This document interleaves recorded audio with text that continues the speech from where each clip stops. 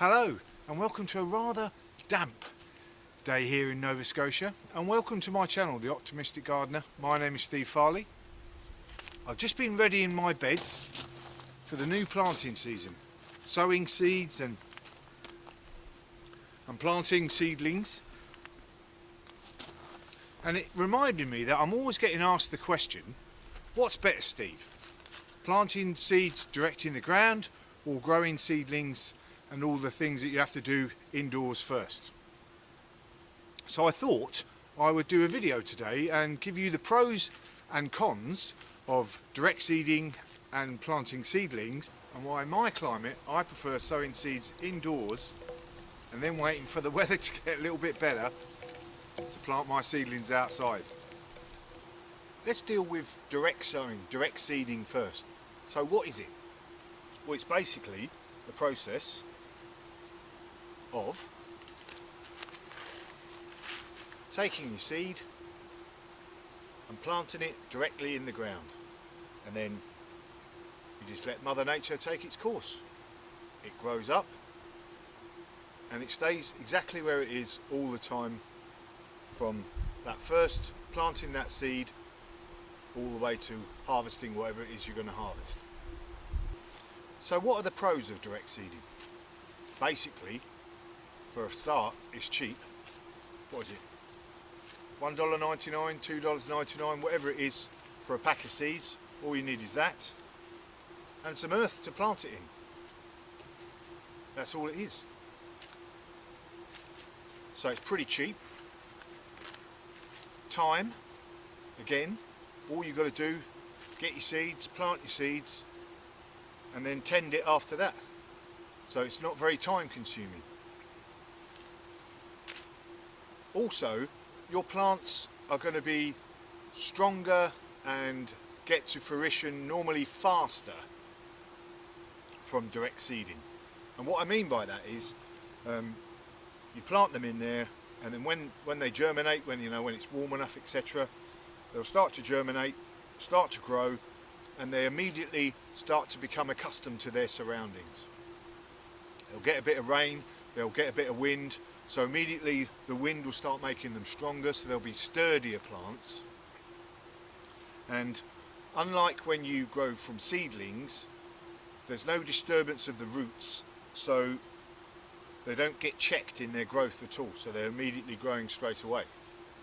So that's another plus in the favour of direct sowing.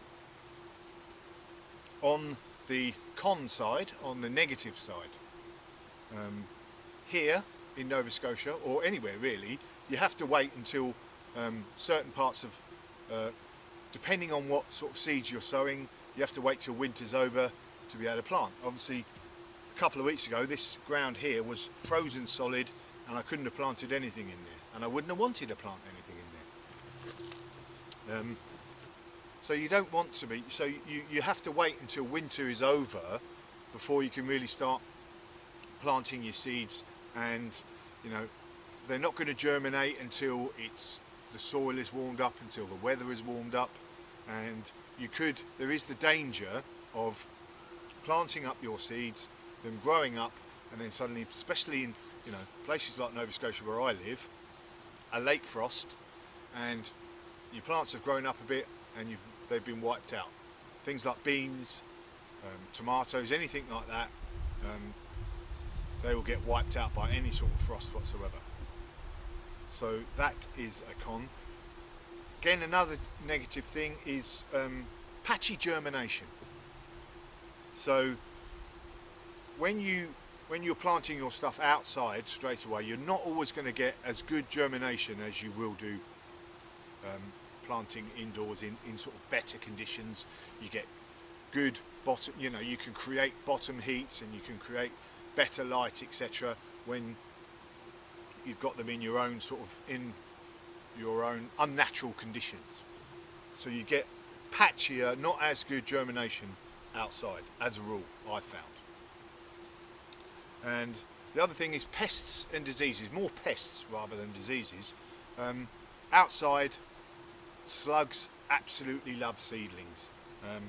So you could be you're sowing your seeds, plants come up, and then one night out comes Mr. Slug, Mr. Snail. It's banquet time, let's have some of that. Next thing you know, it's absolute carnage and half of your plants have been wiped out. They less like bigger plants, so therefore you can keep your seedlings indoors a bit longer, out of the reach of things like slugs and those sorts of pests, and then plant them out when they're less appetising. So that's a negative for the direct seed sowing. So let's have a look at the positives of seedlings and growing indoors first and then planting out as young seedlings. Just absolutely lovely, that compost. So here we are in Seedlings HQ, talking about all good things sowing indirectly, or creating seedlings, sowing indoors, creating seedlings and then planting those seedlings into the ground instead of sowing directly. What are the positives of growing seedlings? Well, I can start earlier. I started these in sort of early March. It's April now, mid-April. I couldn't have sowed these and got these, I could have sowed them maybe if the ground hadn't been frozen, but they wouldn't be in this sort of condition now, ready to be sort of planted out in the next couple of weeks, already with a nice bit of growth on them if I planted them directly. So I can start all my seedlings earlier. So these lettuce, I can start them earlier and plant them out even now when the ground is cold, but I've got a head start. And the tomatoes, we haven't got a long season, a growing season here in Nova Scotia. The last frost could be in June, depending on when the full moon is, and sometimes we'll have frosts in late September. So things like tomatoes that have a long growing season, peppers, I can start these in sort of February in my house or in the greenhouse, get them to a good position, ready for when the last frost is finished, over, plant them in. Nice healthy plants, nice strong plants, quite mature, jobs are good in there. So starting earlier is obviously a massive plus for growing them indirectly or starting them as seedlings. So related to climate and weather, and I've already sort of slightly spoken about this outside there, I get better germination rates by sowing indoors than sowing directly outside. I can sow up a tray like this full of seeds, bring it into my house in the nice and warm, nice bit of bottom heat, etc., and I get a real good rate of germination all the way across most of the plants. You know, most of the seeds that I actually sow will germinate, and then I get a mass of plants, and that is excellent. Pests and diseases, again, I've spoken about that earlier. I can grow all of these on without having to worry about slugs having a go at my my early plants, and a lot of the pests that will be coming around won't be in this greenhouse in late winter, etc. So I haven't got to worry about them. I can grow these in these really good conditions, get them ready to grow outside. Another positive of growing your seeds first in a box and then planting them out as seedlings is efficient use of space, and possibly your garden bed isn't ready outside. So we've already said that early on in the year the bed isn't ready because it's, in my place, it's frozen. Could be the same as yours. But also one of the key efficiencies of succession planting is having a plant ready as soon as your old plant. So say I've grown lettuce in a bed, let this lettuce in the bed in early season, in the cool season, early sort of in springtime to early summer. Then sort of June, mid-June comes around, these are over, take these out, I want to put tomatoes in. But if I've only got seeds, then I have to, all that time, the next sort of few weeks for them to germinate, and then, you know, I haven't got that long growing season. So, by growing things earlier in trays, and then having them ready to succeed your previous planting, it's a lot more efficient. So later on again, in midsummer, I can start thinking about crops that I want to be growing in the autumn time, so that when my tomatoes are finished, I can put some broccoli in, and that can grow later on. If I've already planted that earlier, grown it as a seedling, I can plop it in straight away. It's got a head start. Again, job's a good one. So on to the cons of starting indoors early. It costs more.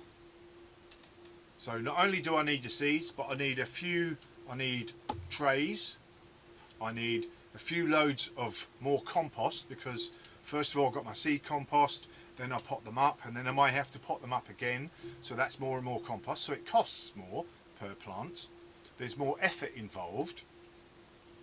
Obviously I'm starting earlier, I have to plant them as seeds in boxes, then I have to pot them up, and then I have to maybe pot them up again, so that's all a lot more effort.